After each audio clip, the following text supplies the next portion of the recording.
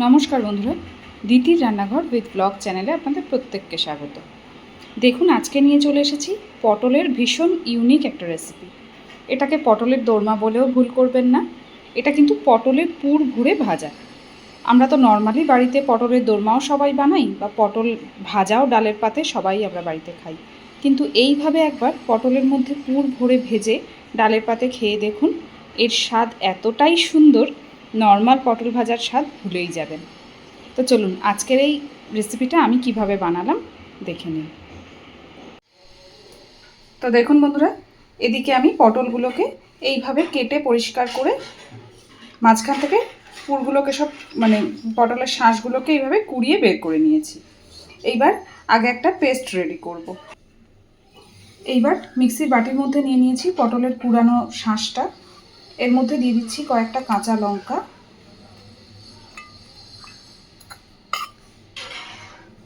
আর দিচ্ছি বেশি না, একদম ছোট, 2 থেকে 3 কোয়া রসুন। এবার এটাকে আগে একটু পেস্ট করে নেব। দেখুন, কড়াই বসিয়ে কড়াইতে তেল গরম করে নিয়েছি। এবার আমি আগে পুরটা রেডি করে নেব। তো পুরটার জন্যে আমি প্রথমেই কড়াইতে দিয়ে দিচ্ছি যে শাঁসটা পটলের আমি রসুন আর কাঁচা লঙ্কা দিয়ে বেটে রেখেছিলাম, সেই শাঁসটুকু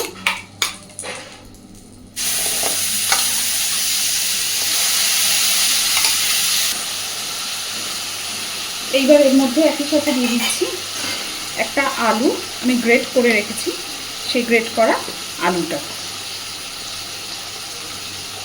আপনারা এখানে সিদ্ধ আলুও ব্যবহার করতে পারেন, আবার এইভাবে গ্রেট করেও ব্যবহার করতে পারেন।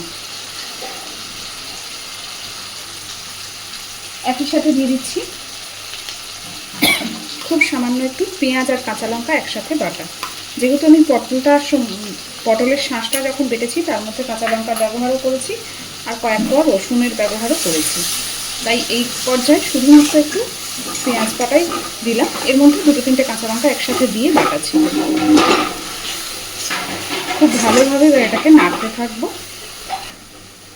এই পর্যায়ে দিয়ে দেবো পরিমাণ মতন একটু হলুদ গুঁড়ো,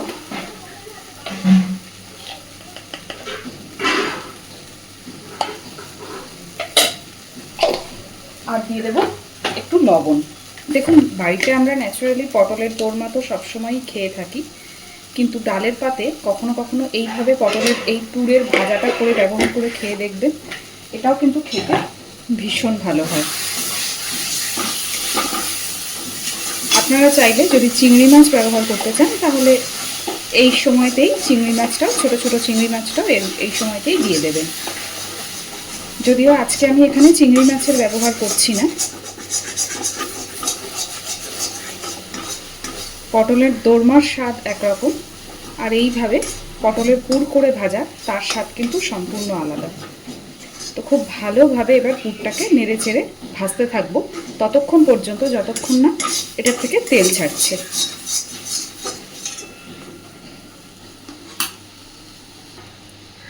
দেখুন বন্ধুরা, পটলের পুরটা সুন্দর ভাজা হয়ে গেছে, পুরটা থেকে অলরেডি তেল ছাড়তে শুরু করেছে। এই পর্যায়ে আমি একটা ডিম ভেঙে এর মধ্যে দিয়ে দেব।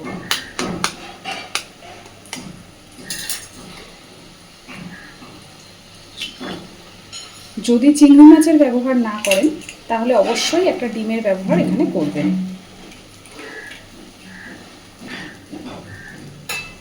খুব সুন্দর করে ডিমটাকে পুরের সাথে ভালোভাবে মিশিয়ে নেব।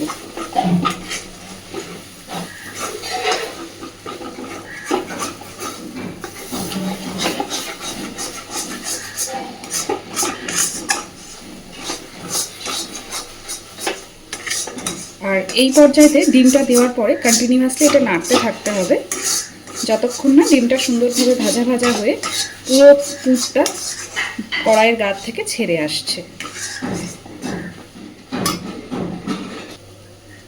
দেখুন, আমি নাড়তে নাড়তে খুব সুন্দরভাবে পুরটাকে রেডি করে নিয়েছি, আর দেখতেই পাচ্ছেন পুরটা কিন্তু আস্তে আস্তে কড়াইয়ের গায়ের থেকে ছেড়ে যাচ্ছে।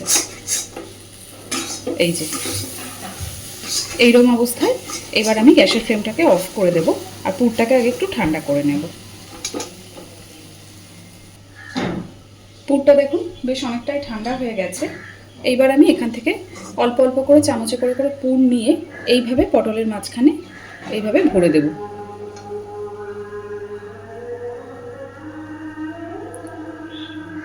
একদম উঁচু উঁচু করে ভরবো না, এইভাবেই প্রত্যেকটা পটলের মধ্যে পুরগুলোকে আগে ভরে নেব।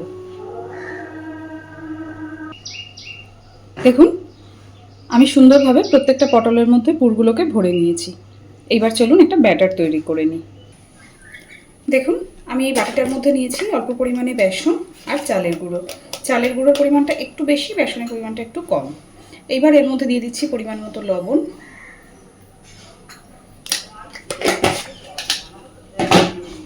দিচ্ছি একটু হলুদ গুঁড়ো,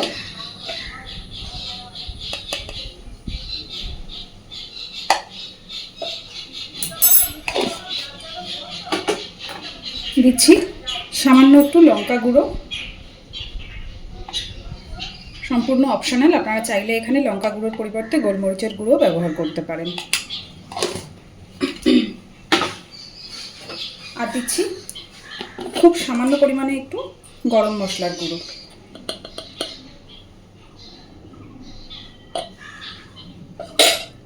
এইবার একটা ঘন ব্যাটার এটা দিয়ে বানিয়ে নেব। দেখুন আমি ঠিক এই রকম থিকনেসের একটা ব্যাটার এখানে বানিয়ে নিয়েছি। এইবার এর মধ্যে দুটো দুটো করে পটল বসিয়ে জাস্ট এপিটোপিট করে একটু উল্টে নিতে হবে। এইভাবে একসাথে দুটো তিনটে করে পটল নিয়ে নিয়ে এইভাবে ব্যাটারে মাখিয়ে রেখে দেব।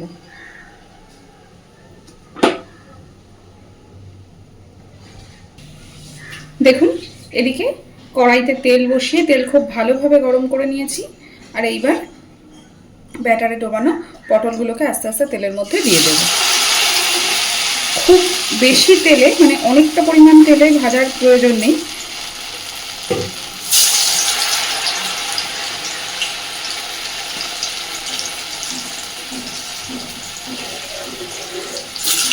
এইভাবে পটলগুলো সব আস্তে আস্তে ভেজে নেব।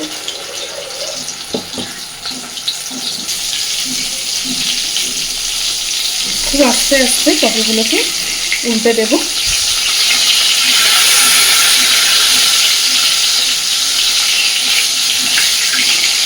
তবে ভাজাটার দিকে একটু খেয়াল রাখবেন, ভাজাটা যেন একটু করকরে হয়।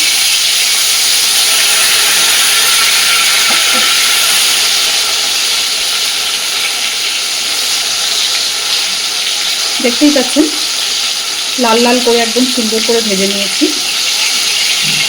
দেখুন ডালের পাতে বলুন বা নর্মালি পটল ভাজা তো আমরা খেয়েই থাকি, আবার পটলের দোরমাও আমরা সবাই বাড়িতে বানিয়ে খাই।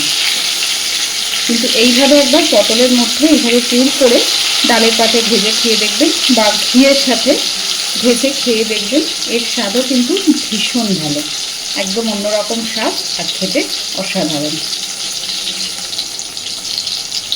খুব সুন্দর করে উল্টে পাল্টে দুপিট ভেজে নিয়েছি।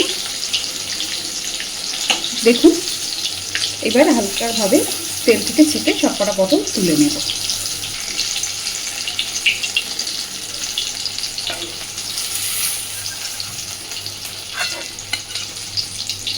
দেখতেই পাচ্ছেন কি সুন্দরভাবে পটলগুলো ভাজা হয়েছে। একইভাবে বাকি সমস্ত পটলগুলোকে আমি এইভাবেই ভেজে নেব। তো আমার আজকের এই খুব সিম্পল পটলের রেসিপিটা আপনাদের কেমন লাগলো অবশ্যই আমাকে জানাবেন। আর প্লিজ এইভাবে বাড়িতে বানিয়ে খেয়ে দেখবেন, কথা দিচ্ছি অসাধারণ লাগে। তো চলুন আমার চ্যানেলটাকে লাইক, শেয়ার এবং সাবস্ক্রাইব করে আমার পাশে থাকবেন। আর এতক্ষণ আমার সাথে থাকার জন্য অসংখ্য ধন্যবাদ।